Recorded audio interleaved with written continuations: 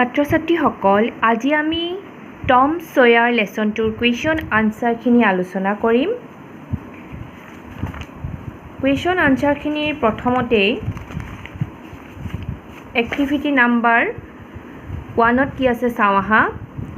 Let's find out how much we have understood. আহাচোন আমি লেসনটো কিমান বুজিলোঁ পৰীক্ষা কৰি চাওঁ। Choose the correct alternative from the options to complete each sentence. ইয়াত তলত কিছুমান অল্টাৰনেটিভ দিয়া আছে আৰু এই সেন্টেন্সটো কমপ্লিট হ'বৰ কাৰণে ইয়াৰ কোনোবা এটা অল্টাৰনেটিভ আমি বাছিব লাগিব। কোনটো অল্টাৰনেটিভ হয় আমি চাওঁচোন আহা কাৰেক্ট হয়। Number A, on a Saturday night Tom and Huck went out to find. এদিন শনিবাৰৰ নিশা ছেটাৰডে নিশা টম আৰু হক ওলাই গৈছিল কি কৰিবৰ কাৰণে ওলাই গৈছিল? went to find কি বিচাৰি ওলাই গৈছিল? ভূত বিচাৰি ওলাই গৈছিল। হিডেন ট্ৰেজাৰ লুকাই থকা খাজানা বিচাৰি ওলাই গৈছিল। থিপছ চোৰবিলাক বিচাৰি ওলাই গৈছিল আৰু টুলছ কিছুমান সঁজুলি বিচাৰি ওলাই গৈছিল। ইয়াৰ ভিতৰত কোনটো হ'ব তোমালোকে নিশ্চয় ধৰিব পাৰিছাই? হিডেন ট্ৰেজাৰ লুকাই থকা খাজানা বিচাৰি সিহঁতে ওলাই গৈছিল। নম্বৰ বিটো কি কৈছে? Tom and Huck entered the house armed with. Tom আৰু হাক ঘৰটোৰ ভিতৰত সোমাইছিল লগত কি লৈ গৈছিল? এখন পিক এক্স লৈ গৈছিল। স্পেড এখন কোৰ লৈ গৈছিল। পিক x and spade pickaxe আৰু কোৰ দুইখনেই লৈ গৈছিল। এক্স এণ্ড স্পেড সাধাৰণ যিখন আমি কুঠাৰ ব্যৱহাৰ কৰোঁ এক্স সেইখন আৰু কোৰ। ইয়াৰ ভিতৰত কোনটো হ'ব? Number 3 pick x and spade ইহঁতে দুইটা সঁজুলি লৈ গৈছিল। নম্বৰ চি, টম এণ্ড হাক চ। টম আৰু হাকে দেখিছিল চিৰ পাষ্ট টেন্স দেখিছিল।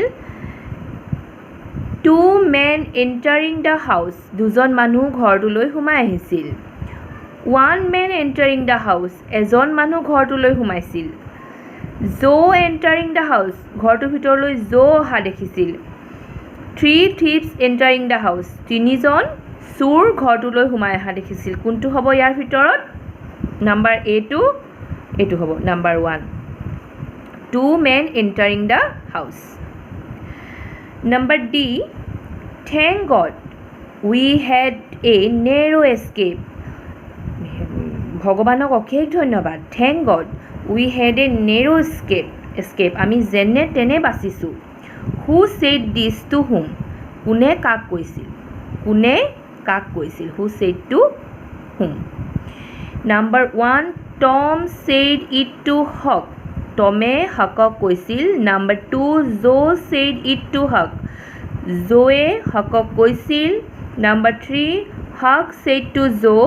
Number 4, Huck said to Tom. Number 4টো হ'ব Huck said to Tom।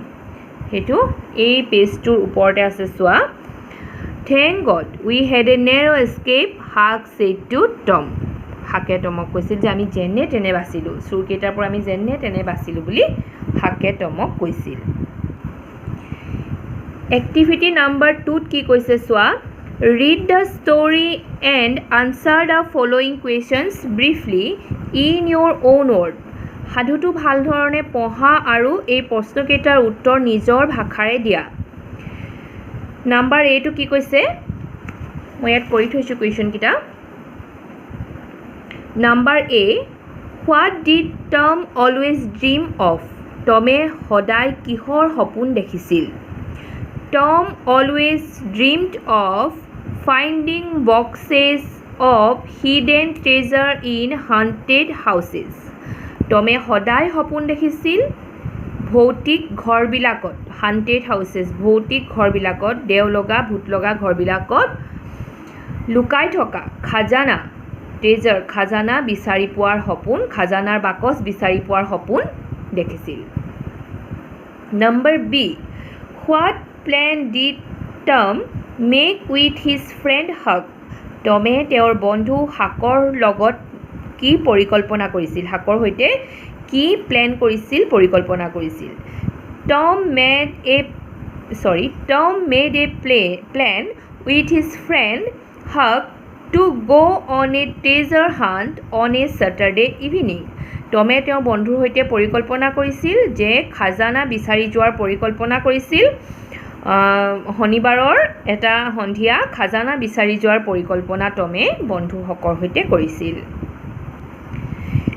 Activity number 3 কি কৈছে চোৱা let us learn sum words and there meaning আহা আমি কিছুমান ৱৰ্ড শব্দ আমি জানো আৰু তাৰ অৰ্থবিলাক আমি বুজি লওঁ আহা প্ৰথমটো কি কৈছে চোৱা মিড নাইট অৰ্থাৎ মধ্যৰাত্ৰি মাজনিশা 12 at night ৰাতিৰ 12 বজাৰ সময়খিনিক কোৱা হয় মাজনিশা mid night haunted house a house visited by ghosts যিটো ঘৰত ভূত বাস কৰে প্ৰেতাত্মা থাকে ভূত থাকে ভৌতিক ঘৰবিলাকক কোৱা হয় haunted house thief a person who steals something from another person or place এজন ব্যক্তি থিফ মানে চোৰ যিজনে আনৰ বস্তু বা আন ঠাইত থকা যিকোনো বস্তু চোৰ কৰে সেইজনক কোৱা হয় থিফ অৰ্থাৎ আমাৰ অসমীয়াত চোৰ dig to make a hole in the ground মাটিত গাঁত খন্দাটোক কোৱা হয় dig or আৰু to remove something from the ground with a tool আৰু মাটিৰ পৰা কিবা এটা খান্দি উলিওৱাটো যিকোনো সঁজুলি ব্যৱহাৰ কৰি মাটিৰ পৰা কিবা বস্তু উভালি পেলোৱাটোকো dig বুলি কোৱা হয় অৰ্থাৎ আমাৰ অসমীয়াত মাটি খন্দা কাৰ্যটোক dig বুলি কোৱা হয় staircase a set of stairs মানে চিৰি ওপৰলৈ উঠি যোৱা চিৰি inside a building এটা ঘৰৰ ভিতৰত ওপৰলৈ উঠি যোৱা চিৰি ইনক্লুডিং দ্য পোষ্ট এণ্ড ৰেইলছ গোটেই চিৰি ওপৰৰ পৰা তললৈকে চিৰিটোত যি লাগি থাকে ৰেলিং লাগি থাকে তাত খুটা থাকে গোটেই চিৰিখনৰ গোটেই ছেটটোকে কোৱা হয় staircase lame unable to walk well ভাল ধৰণে যিজনে খোজকাঢ়িব নোৱাৰে because of an injury to the leg or foot ভৰি বা ভৰিৰ পতাত দুখ পোৱাৰ বাবে যিজনে ভাল ধৰণে খোজকাঢ়িব নোৱাৰে তেওঁক লেম্প বুলি কোৱা হয় গ্ৰাম্বলড কমপ্লেইন এবাউট সামথিং যিকোনো এটা কথাত অসন্তুষ্টি থকাটোক কোৱা হয় গ্ৰাম্বলড টপলড became unsteady and fell down ভাৰসাম্য হেৰুৱাই পৰি যোৱাটোক কোৱা হয় টপলড ৰেপ WRAP ইয়াত যদিও ৰেপ আছে ডব্লিউটো ইয়াত চাইলেণ্ট হৈ আছে WRAP wrap to cover something কিবা এটা বস্তু কভাৰ কৰাটো মেৰিয়াই পেলোৱাটো completely to cover something completely সম্পূৰ্ণভাৱে কিবা এটা বস্তু মেৰিয়াই পেলোৱাটো ইন পেপাৰ অৰ আদাৰ মেটেৰিয়েল যিকোনো অন্য ধৰণৰ বস্তু বা কাগজ বা কাপোৰেৰে কিবা এটা বস্তু সম্পূৰ্ণ মেৰিয়াই পেলোৱাটোক কোৱা হয় ৰেপ এতিয়া আহোঁ এক্টিভিটি নাম্বাৰ 3ৰ আমি এটো আলোচনা কৰিলোঁ এতিয়া আহোঁ বিটোলৈ বিটোত কি কৈছে চোৱা now rewrite the sentences replacing the underlined parts with the word you learn above এই যে তোমালোকে ৱৰ্ড কেইটা নতুন ৱৰ্ড কিছুমান এই ওপৰত শিকিলা সেইবিলাক ক'ত বহুৱাব কৈছে এই চেণ্টেন্স কেইটাত বহুৱাব কৈছে এই যে আণ্ডাৰলাইন কৰি থোৱা আছে এই পাৰ্টখিনি উঠাই কোনটো লাইনত কোনটো এপ্ৰপ্ৰিয়েট হ'ব সেইটো বিচাৰি বহুৱাবলৈ কৈছে আমি যিহেতু অৰ্থখিনি ইয়াত আলোচনা কৰিলোঁ মিনিংখিনি আৰু ইয়াত মিনিংখিনি দিয়া আছে আমি মিনিংখিনিৰ ঠাইত কি কৰিব লাগিব এই ৱৰ্ডটো বহুৱাব লাগিব নাম্বাৰ 1টো কি কৈছে চোৱা Tom and Huck selected a house visited by ghost for their new adventure Tom আৰু হাকে তেওঁলোকৰ এডভেঞ্চাৰৰ বাবে এটা ঘৰ সিলেক্ট কৰিলে যিটো ঘৰত কি থাকে ভূত লাগি থকা দেও লাগি থকা ভূটিয়া ঘৰ এটা সিলেক্ট কৰিলে বাছি ল'লে আমি সেন্টেন্সটোৰ ঠাইত কি লগাব লাগিব আমি ভূত লগা ঘৰবিলাকক কি বুলি পাইছিলোঁ হান্টেড হাউস বুলি পাইছিলোঁ নহয় জানো আমি এই ঠাইখিনি এই আন্ডাৰলাইন কৰা এই পাৰ্টটো আমি উঠাই তাৰ ঠাইত হান্টেড হাউস বুলি লিখিলেই হ'ব এনেধৰণে কুৱেশ্যন আনসাৰখিনি কৰিবা চোৱা এইটো হান্টেড হাউসৰ ঠাইত এইটো চোৱা টম এণ্ড হাক সিলেক্টেড এ হান্টেড হাউস মই ৰেড কালাৰে আন্ডাৰলাইন কৰি থৈছোঁ তোমালোকে বুজিবৰ কাৰণে ফৰ দেয়াৰ নিউ এডভেঞ্চাৰ তেওঁলোকৰ নতুন এডভেঞ্চাৰৰ বাবে টম আৰু হাকে এটা হান্টেড হাউস বাছি ল'লে number 2 Tom and Huck started their journey at 12 o'clock at night নিশাৰ 12 বজাৰ সময়খিনিত তেওঁলোকে কি কৰিলে তেওঁলোকৰ যাত্ৰা আৰম্ভ কৰিলে আৰু এই ঠাইখিনিত আমি কি লগাব লাগিব এতিয়া আমি যে পঢ়িছিলোঁ midnight Tom and Huck started their journey at midnight